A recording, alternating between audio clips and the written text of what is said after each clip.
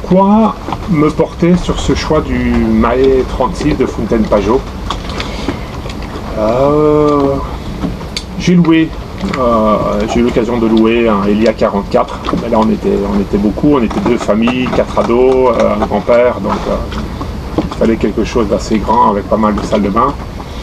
J'ai eu l'occasion de louer aussi de nouveau dans les Caraïbes l'hiver dernier, juste ma compagne et moi, nous étions donc que 2, un Nexus 11 qui correspondait, enfin en taille c'était déjà un peu plus petit, mais plus facile peut-être aussi à 2.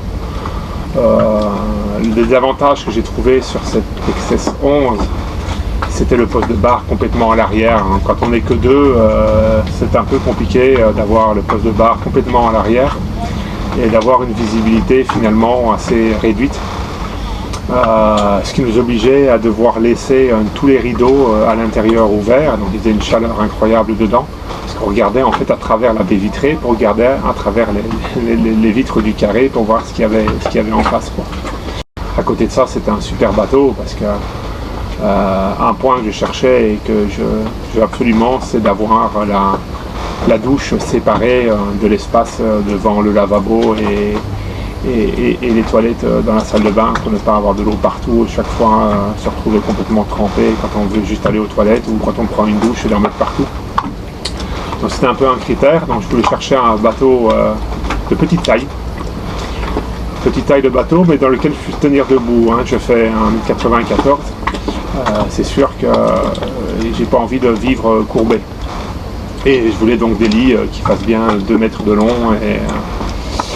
Et alors pourquoi le Mahé 36? Il s'est avéré que j'étais en Norvège pendant la fête nationale, hein, le bateau sur lequel je travaille, j'étais en port en Norvège, à Bergen, à la fête nationale, et ce jour-là vous avez énormément de bateaux qui rentrent dans le port, qui se mettent à couple, parfois 5-6 à couple, pour fêter en fait, et puis faire l'apéro à bord. Enfin c'est très festif.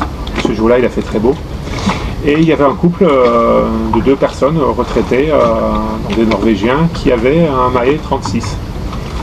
Je me suis arrêté, j'ai regardé un peu le bateau parce que la taille est compacte, ce qui réduit aussi les frais de port, hein. En Méditerranée évidemment c'est très cher, hein, les frais de port, donc c'est sûr qu'on regarde un peu les dimensions aussi pour réduire les coûts. Et ils avaient ce Mahé 36 première génération qu'il avait acheté neuf, donc il avait acheté en 2007 je crois, comme celui-ci, d'ailleurs c'est l'année de celui-ci. C'était 17 ans qu'ils avaient leur bateau, et en fait ils me l'ont fait visiter, ils en étaient extrêmement ravis. Et ce qui m'a directement plu sur ce bateau, c'est que vous avez 2 couchettes dans les cabines arrière quand même qui font 1,60 m de large sur 2 mètres de long. Quand on est grand comme moi, j'ai une compagne aussi qui est assez grande, donc c'est bien d'avoir de l'espace. Et puis comme on va naviguer principalement à 2, parfois avec mes enfants aussi, donc qui sont adultes, hein, ils peuvent venir avec leur compagne, etc. Mais une salle de bain, en fait, le fait que le bateau n'ait qu'une seule salle de bain ne me dérangeait pas, d'autant plus que cette salle de bain répondait à mes critères. C'est une salle de bain qui est dans une pointe, donc ça fait comme une coque propriétaire. C'est comme si vous aviez une coque propriétaire, mais que les cabines de l'autre coque utilisaient votre salle de bain. C'est un peu ça, hein, le Mahé 36. C'est-à-dire que vous avez 2 cabines au lit 1,60 par 2 mètres à l'arrière, à tribord et à bâbord. Une pointe avant bâbord, avec un lit qui fait 140 et qui finit en 80 je crois au bout, mais qui fait quand même 2 mètres de long. Et sur la pointe avant tribord, c'est la salle de bain, avec la douche dans le fond, donc qui est bien séparée de l'espace WC et lavabo. Alors il y a aussi le Mahé 36 existait en version aussi 2 flotteurs propriétaires, hein, donc 2 cabines arrière et 2 salles de bain sur l'avant. Moi j'ai pris celui-ci qui me convient très bien, et le fait d'avoir au final quand même 3 cabines, ça permet aussi de pouvoir accueillir mes 2 fils quand ils viennent, même avec leur compagne. C'est toujours bien sympa. Voilà pourquoi le Mahé 36 des bonnes performances, hein, parce qu'il est assez léger, il fait que 5 tonnes en point vide. Et pour l'avoir testé ces derniers jours, puisqu'on est parti le 10 juillet de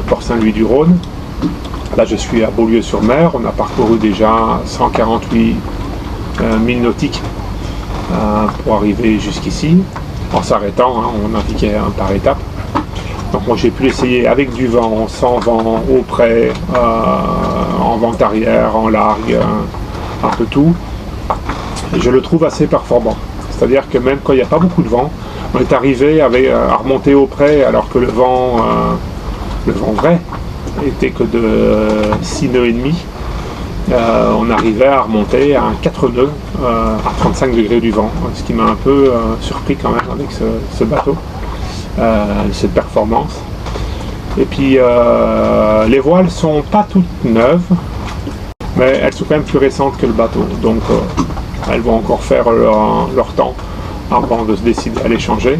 Donc une grand voile, alors c'est pas une grand voile à cornes, hein, c'est toujours les grands voiles comme on les avait quand on a acheté le bateau à l'époque. Un génois, donc sur enrouleur, et j'ai également un Gineker sur emmagasineur. On a pu tester aussi le Gineker, il n'a pas dû servir beaucoup lui parce qu'il est pratiquement neuf et ça marche bien, ça marche très bien. Donc c'était très agréable, on n'a quasiment pas utilisé les moteurs sur ces 148 milles nautiques parcourus depuis moins d'une semaine.